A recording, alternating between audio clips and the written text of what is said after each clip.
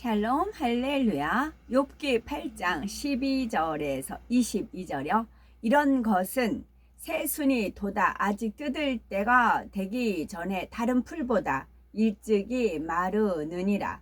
하나님을 잊어버리는 자의 길은 다 이와 같고 저속한 자의 희망은 무너지리니 그가 믿는 것이 끊어지고 그가 의지하는 것이 거미줄 같은즉 그 집을 의지할지라도 집이 서지 못하고 굳게 붙잡아 주어도 집이 보존되지 못하리라. 그는 햇빛을 받고 물이 올라 그 가지가 동산에 뻗으며 그 뿌리가 돌 무더기에 서리어서 돌 가운데로 들어갔을지라도 그곳에서 뽑히면 그 자리도 모른 채 하고 이르기를 내가 너를 보지 못하였다 하리니 그 길의 기쁨은 이와 같고 그 후에 다른 것이 흙에서 나니라. 하나님은 순전한 사람을 버리지 아니하시고 악한 자를 붙들어 주지 아니하시므로 웃음을 네 입에 즐거운 소리를 네 입술에 채우시리니 너를 미워하는 자는 부끄러움을 당할 것이라. 악인의 장막은 없어지리라. 욥기 9장 1절에서 4절. 욥이 대답하여 이르되 진실로 내가 이 일이 그런 줄을 알거니와 인생이 어찌 하나님 앞에 의로우랴. 사람이 하나님께 변론하기를 좋아할지라도 1000마디에 한마디도 답하지 못하리라. 그는 마음이 지혜로우시고 힘이 강하시니 그를 거슬러 스스로 완악하게 행하고도 형통할 자가 누구이랴. 아멘. 욥기 강의 18번째입니다. 욥을 향한 빌닷의 권면 속에서 하나님께서 원하시는 뜻을 살펴보겠습니다. 첫째는 사곡한 자의 결말. 이런 것은 풀을 넣어도 다른 풀보다 일찍 마르느니라. 하나님을 잊어버리는 자의 길은 다 이와 같고 사곡한 자의 소망은 없어지리니. 욥기 8장 12에서 13절. 왕골이나 갈대는 아무리 푸르고 싱싱해도 물을 떠나면 이내 시들고 말듯이 하나님을 잊어버리는 자의 길은 이와 같다는 말입니다. 즉 욥이 하나님을 경외하고 가까이 할 때는 축복을 누렸지만 지금은 하나님을 멀리하고 잊어버렸기 때문에 금세 쇠락하게 되었음을 말하는 것입니다. 사람의 입에서 나오는 불평, 불만, 탄식, 저주와 원망은 어떤 환경이나 조건에서 비롯된 것이 아닙니다. 물이 없으면 왕골이나 갈대가 자라지 못하는 것처럼 내 안에 악이 없으면 악한 말이 나오지 않습니다. 그러나 빌닷은 욥에게 직접적으로 네가 악하니까 그처럼 악한 말이 나오는 것이고 하루아침에 망하게 된 것이지 라고 찌르는 것이 아니라 비유를 통하여 우회적으로 표현하고 있습니다.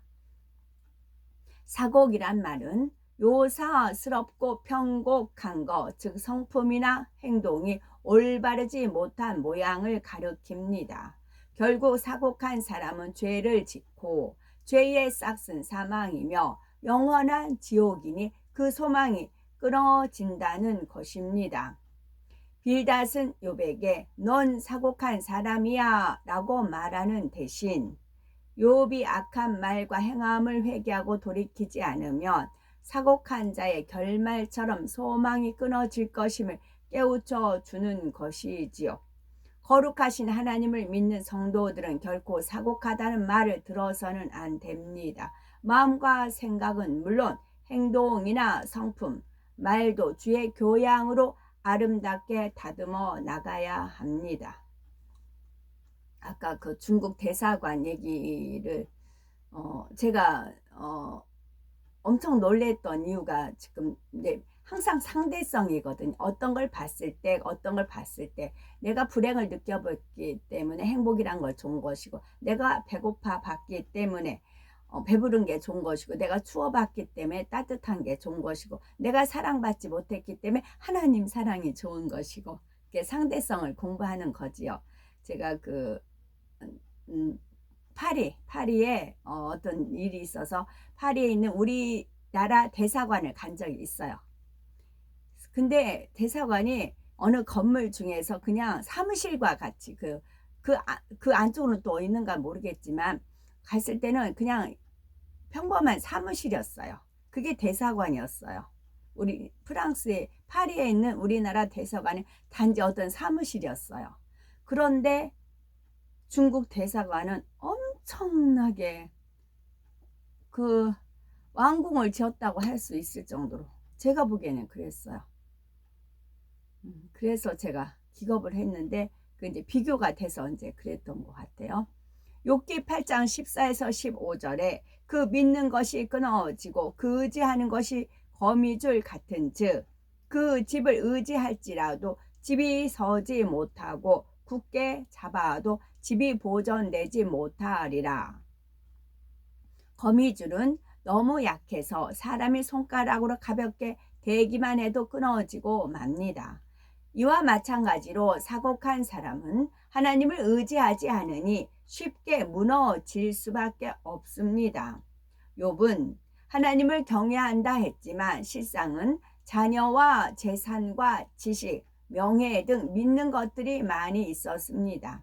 그러나 그 모든 것들이 마치 거미줄이 끊어지듯이 순간에 사라지고 결국 빈손이 되어 버리고 말았지요. 하나님을 경외하지 않는 삶이나 하나님의 뜻대로 쌓지 않는 모든 것은 모래성같이 순간에 사라질 수 있음을 알아야 합니다. 그렇지 않다 해도 정작 자신이 구원받지 못해서 천국에 가지 못한다면 이 땅에 쌓은 것이 무슨 소용이 있겠습니까? 빌닷은 아까 이제 신부 성전 말씀을 드리면서 우리 각자가 성전이라고 했어요. 그런데 성령이 거하시는 전이 되지 못했어요. 그럼 천국에 갈 수 있어요? 못 간다고요. 각자가 성전이에요. 각자가 성전. 그래서 하나님 말씀대로예요. 하나님 말씀대로. 빌닷은 욥에게 하나님을 의지하지 않으면 건강도 부도 명예에도 아무 소용이 없음을 깨우쳐 주고 있습니다. 우리는 자신의 능력, 배경, 경험 등을 의지하는 것이 아니라 오직 하나님을 믿고 의지해야 합니다. 아브라함이나 요셉, 모세, 다윗, 사도 바울 등 믿음의 선진들처럼 오직 하나님을 믿고 의지함으로 이 땅에서는 물론 영원한 천국에서 세세토록 무너지지 않는 축복을 받아 누릴 수 있어야 하겠습니다. 두 번째로는 하나님 말씀 안에 깊이 뿌리를 내리고 성장을 멈추지 말아야 합니다. 욥기 8장 16에서 18절에 식물이 일광을 받고 푸르러서 그 가지가 동산에 뻗어가며 그 뿌리가 돌무더기에 서리어서 땡땡땡 내가 너를 보지 못하였다 하리니. 식물은 햇빛을 받으면 광합성 작용으로 양분을 만들며 푸르게 자라납니다. 어떤 나무는 바위 틈에도 얼기설기 뿌리를 내리고 줄기와 가지가 무성하게 뻗어서 멋진 거목으로 우뚝 서는 것을 볼 수가 있지요. 하지만 아무리 크고 굵은 나무로 잘 성장했다 해도 뿌리가 뽑히면 아무 소용이 없습니다. 당장은 푸르고 싱싱해 보여도 시간이 흐르면 점점 시들어 죽고 말지요. 빌닷은 이러한 식물의 속성을 비유하여 욥을 깨우쳐 주고자 하는 것입니다. 영적으로 빛은 진리, 곧 하나님의 말씀을 뜻하지요. 또한 빛은 말씀이 육신이 되어 이 땅에 오신 예수 그리스도를 뜻합니다. 식물이 햇빛을 받아서 푸르게 자라는 것 같이 우리는 빛이신 하나님의 말씀 안에 예수 그리스도 안에 살아갈 때 믿음이 성장합니다. 그런데 아무리 잘 성장한 식물도 어떤 계기로 인해서 뿌리가 뽑혀 버리면 그것으로 끝입니다. 식물이 푸르름을 유지하며 계속 성장하려면 뿌리를 땅속에 단단히 내리고 햇볕을 계속 받아가야 하지요.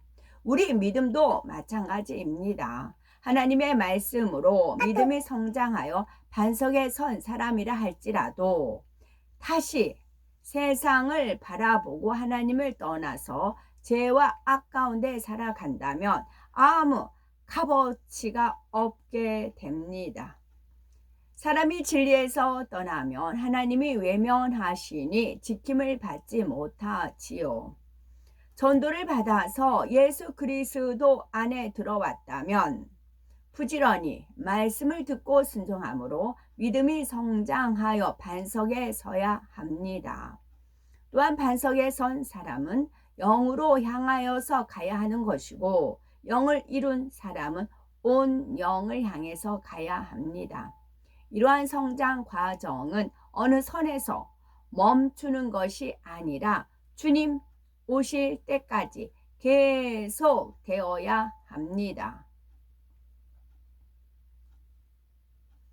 여기서 계속 하나님께서 개선이 속이라고 했어요. 가르쳐 주셨어요. 계속 성령 안에서 계속 성장해야 되는 겁니다. 조금 쉬자 하며 멈추었다가는 뒤로 물러 미끄러지며 믿음을 잃을 수가 있습니다. 만일 교만이 틈타면 즉시 물리쳐야 하는데 그렇지 않고 받아들이면 점점 자신도 모르게 사단에 사로잡히게 됩니다. 자신도 모르게. 용용 죽겠지. 자신도 모르게 사로잡힙니다. 그 상태로 돌이키지 않으면 결국 하나님 안에서 뽑혀져 나가니 결국 뿌리 뽑힌 나무처럼 아무 쓸모없는 인생이 되고 마는 것입니다. 식물은 뿌리가 뽑히면 말라 죽는 것으로 끝이 나지만 하나님을 떠난 인생은 지옥으로 떨어질 수밖에 없으니 얼마나 비극입니까? 따라서 식물이 일광을 받아서 푸른 빛을 유지해 나가듯이 우리도 하나님의 말씀 안에 더욱 깊이 뿌리를 내리고 성장을 멈추지 말고 천성을 향해 전진해 가야 하겠지요. 세 번째, 순전한 사람을 버리지 않으시는 하나님. 그 길의 희락은 이와 같고 그 후에 다른 것이 흙에서 나리라. 하나님은 순전한 사람을 버리지 아니하시고 악인의 장막은 없어지리라. 욥기 8장 19에서 22. 욥은 재산이 많고 건강할 때는 희락 속에 살았지만 이제 모든 것이 뽑혀져 버리고 나니 빨리 죽었으면 하는 마음뿐이었습니다. 아무리 푸른 식물도 뿌리가 뽑히면 아무 소용이 없듯이 지난날 욥이 누렸던 행복과 부와 명예도 하나님이 외면하시니 순간에 무너졌다는 의미이지요. 그리고 그런 것들이 뽑힌 그 자리에 고난, 근심, 슬픔, 원망, 두려움, 탄식이 생겨났지요. 빌닷은 욥의 상황을 이렇게 비유로 설명한 후에 소망의 말을 들려줍니다. 하나님은 순전한 사람을 버리지 아니하십니다. 욥은 순전하다 인정받은 사람이었는데 그의 순전함은 온전한 것이 아니었지요. 영적인 의미의 순전함은 깨끗한 마음 안에 영의 열매가 가득 담긴 상태입니다. 욥은 하나님 편에서 보실 때 온전한 순전함에는 미치지 못하지만 그래도 선한 마음으로 온유함을 힘써 행하였기에 순전하다 인정해 주신 것이지요. 그리고 그에게 온전한 순정함을 이루기 원하셨기에 연단을 허락하신 것입니다. 그렇게 연단하시며 변화될 것을 믿어주시며 바라보고 계셨죠. 반대로 하나님께서는 악한 자는 붙들어 주지 않으십니다. 세상에서는 악한 사람이 성공하는 것처럼 보이기도 합니다. 하지만 막상 그들의 내막을 들여다보면은 얼마나 초조와 불안 속에 걱정하는 일이 많겠습니까? 당장은 형통하고 잘 되는 것 같아도 결국에는 무너지는 경우가 대부분이지요. 더 큰 문제는 그 영혼이 결국은 영원한 사망인 지옥으로 떨어지게 된다는 것입니다. 그러면 그가 힘써 읽어왔던 것들이 무슨 의미가 있겠습니까? 그러나 진리 가운데 살아서 영적으로 순전한 사람이 되면 하나님의 사랑을 받으니 부족할 것이 없습니다. 설령 누군가로부터 미움을 받는다 해도 도리어 그를 미워하는 그 사람이 부끄러움을 입게 됩니다. 결국 악인의 장막은 없어져 버리고 사망의 길로 가는 것이지요. 반대로 하나님의 인정받고 사랑받는 사람을 돕고 축복하면 자신도 축복을 받게 됩니다. 하나님께서는 아브라함을 사랑하셔서 너를 축복하는 자에게는 내가 복을 내리고 너를 저주하는 자에게는 내가 저주하리니 라고 말씀하셨고 그대로 이루어졌지요. 모세 선지자는 하나님께로부터 지면의 모든 사람보다 온유함이 승하며 온 집에 충성된 사람이라 인정받았습니다. 하나님께서는 이러한 모세를 비방하는 사람에 대해서는 하나님을 대적하는 사람으로 여기며 엄중히 경계하셨지요. 모세의 누이 미리암이라 할지라도 모세를 비난할 때는 하나님께서 진노하심으로 문둥병이 발했고요. 고라와 그 일당이 모세를 대적하여 반란을 일으켰을 때는 땅이 갈라져서 고라와 그 일족이 산채로 음부에 떨어지고 말았지요. 이처럼 하나님께서 인정하는 의인은 하나님이 지키시고 보호하여 주시며 의인을 대적하는 악인은 결국 망하는 것을 볼 수가 있습니다. 빌닷은 욥이 하나님께 인정받는 사람이 되면 다시금 그 입술에 웃음과 즐거운 소리로 채워주실 뿐만 아니라 아브라함이나 모세처럼 축복받고 보장받을 것임을 설명합니다. 그러니 지금이라도 회개하고 돌이켜서 순전한 사람이 되라고 권면하고 있는 거지요. 욥기 9장 1절 욥이 대답하여 가로되 내가 진실로 그 일이 그런 줄 알거니와 인생이 어찌 하나님 앞에 의로우랴. 빌닷의 권면이 끝나자 다시 욥이 변론을 시작합니다. 욥은 일단 친구 빌닷이 하는 말들이 옳다는 것을 인정하고 들어갑니다. 그렇지만 여기서 욥이 그런 줄 알거니와 라고 덧붙인 것은 막상 이런 어려운 처해 보니 자기 말이 광풍 같고 하나님을 원망하고 단식하는 말들이 계속 나오는 것을 자신도 어쩔 수가 없다는 표현입니다. 즉 머리로는 진리를 알고 있어서 내가 이러면 안 되지, 불평하지 말고 감사해야지 라고 생각하지만 막상 고통스러운 현실 앞에서는 진리대로 행해지지 않는다는 것이지요.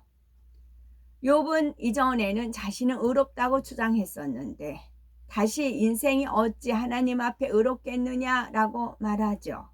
욥이 다른 인생들과 비교해 볼 때 자신은 정직하게 살았기에 의롭다 할 수 있지만 하나님 앞에서는 감히 의롭다고 말할 수 없다는 의미입니다. 우리 사람은 예수님의 십자가 공로가 아니면 어느 누구도 하나님 앞에 의롭다 할 수가 없습니다. 예수 그리스도를 마음에 영접하고 말씀대로 살아가는 만큼 흠도 점도 없으신 그리스도의 마음을 닮아 참된 의를 이루어 갈 수가 있지요. 그러나 아무리 말씀을 많이 알아도 정작 행하지 않으면 아무 소용이 없습니다. 꽝입니다.